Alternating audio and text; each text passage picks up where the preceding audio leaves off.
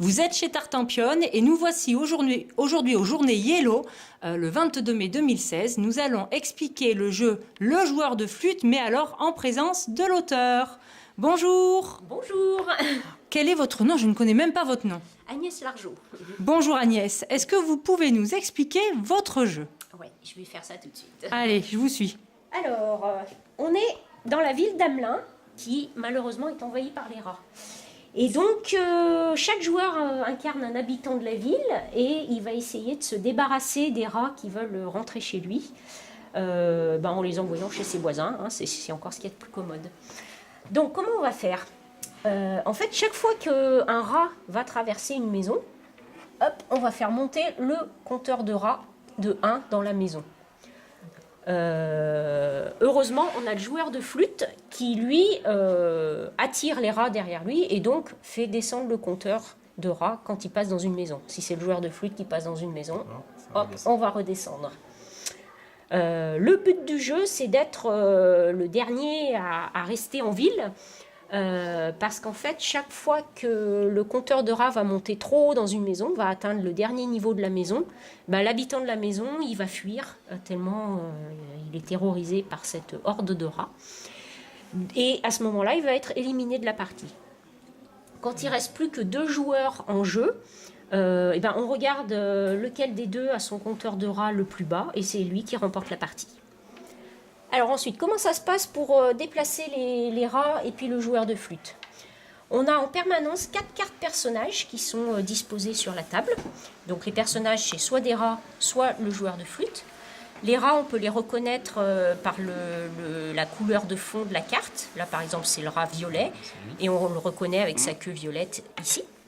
Et puis, on va avoir des cartes actions qui vont permettre de déplacer les personnages. Donc, on a par exemple une carte comme ça qui va le faire avancer d'une maison dans le sens de la flèche verte. Donc, imaginons qu'on pose cette carte en dessous du rat violet. Le rat violet, du coup, donc on suit tout le temps le sens des flèches vertes, hein, le sens... là, il se déplace dans le sens de la flèche verte. Donc, le rat violet, il va passer à travers la maison. Et du coup, il ferait monter le compteur de 1 ici. Sauf que les cartes, les actions, on va les exécuter seulement quand on aura 2 cartes actions en dessous d'un animal. Mais bon, j'explique déjà le principe de chacune des cartes. La carte qui fait avancer de 2, ça va fonctionner pareil, sauf que le personnage qui va être mis en action va se déplacer de 2 maisons. Donc 1 et 2. Donc pour chacune des maisons, là, le joueur de flûte ferait baisser de 1 le compteur de rats.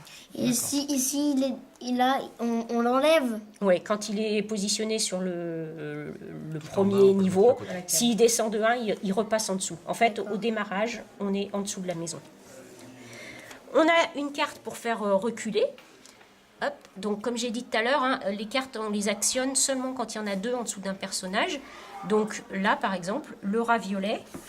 Il commencerait par avancer dans le sens de la flèche verte, puis reculer dans le sens de la flèche rouge. Ça veut dire qu'il ferait monter le compteur de 2 niveaux. Et à ce moment-là, comme il y a 2 actions et qu'elles ont été jouées, on enlève les 2 actions, on enlève le personnage et on le remplace par un nouveau personnage. D'accord. Voilà. Ensuite, une 4e action qui est possible, c'est de faire passer les rats par les égouts. Alors ça, c'est intéressant de faire passer les rats par les égouts. C'est quand ils sont juste à côté de chez nous, qu'on n'a pas envie qu'ils passent chez nous. Du coup, on les fait passer par les égouts. Comme ça, on ne les voit pas. Et du coup, ça n'a pas d'effet sur le compteur de rats. D'accord. Hein, donc, voilà, une carte égout. Si l'action qu'on vient de voir, là, le rat vert qui est passé en dessous. Voilà, si on avait mis un égout en dessous d'une carte verte, le rat vert serait passé en dessous. Et donc, ça n'a pas d'effet. Et puis, on a 2 cartes actions spéciales qui, elles, n'ont pas de sens toutes seules. Il faut forcément... Elles ont un intérêt que jouer avec une des 4 autres cartes actions qu'on a vues. Donc, c'est le +1, c'est-à-dire que cette carte jouée avec, par exemple, le passage dans les égouts, va faire que le rat vert va se déplacer par les égouts de 2 maisons au lieu d'une seule. On rajoute une maison supplémentaire avec le +1. Si on l'avait mise en dessous de cette carte-là, Le joueur de flûte se serait déplacé à travers 3 maisons dans le sens des flèches vertes. On rajoute une maison supplémentaire. Et enfin, la dernière carte, qui peut s'avérer très très méchante, c'est la mélodie. Alors la mélodie, elle a pour effet de faire exécuter à tous les animaux, à tous les personnages qui sont placés au même endroit que le personnage sous lequel on la met, de leur faire la même chose. La même action. Donc imaginons par exemple qu'on est, on est dans cette situation-là, on a le joueur de flûte qui est là, on a 3 rats avec lui, on fait déplacer le joueur de flûte de 2 maisons, mais comme il joue de la flûte, il emmène tout le monde avec lui. Donc le joueur de flûte plus les 3 rats qui sont avec lui vont se déplacer à travers les 2 maisons suivantes. Ça veut dire que comme le joueur de flûte fait diminuer de 1, on va descendre de 1, chacun des compteurs, mais comme il emmène avec lui les 3 rats, eh ben, le compteur va remonter de 3. Donc au final, on va faire monter le compteur de 2 pour les 2 maisons qui sont traversées.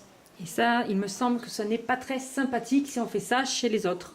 C'est ça, il vaut mieux se débrouiller pour le faire chez les autres. Ou alors, si on le combine avec les égouts, ça peut être particulièrement efficace pour se débarrasser d'une horde de rats qui arrive vers chez nous. Voilà. Je crois qu'on a vu à peu près l'ensemble des règles. Eh bien, écoutez Agnès, je vous remercie beaucoup. Dites-moi, c'est un jeu pour combien de joueurs? Alors, ça va de 2 à 5. Oui. Voilà, à partir de 8 ans à peu près. Pour une durée d'environ combien de temps? 20 minutes. Ouais. Une vingtaine de minutes? Une vingtaine de minutes, ouais. C'est parfait. Il est édité, je vois, chez... Purple Brain. Bon, donc c'est trouvable, ce magnifique petit jeu, c'est bien ça. C'est bien ça, ouais. Merci beaucoup Agnès pour ces explications. Et puis, du coup, on va jouer. Alors, chers amis, je vous dis, amusez-vous bien. Au revoir.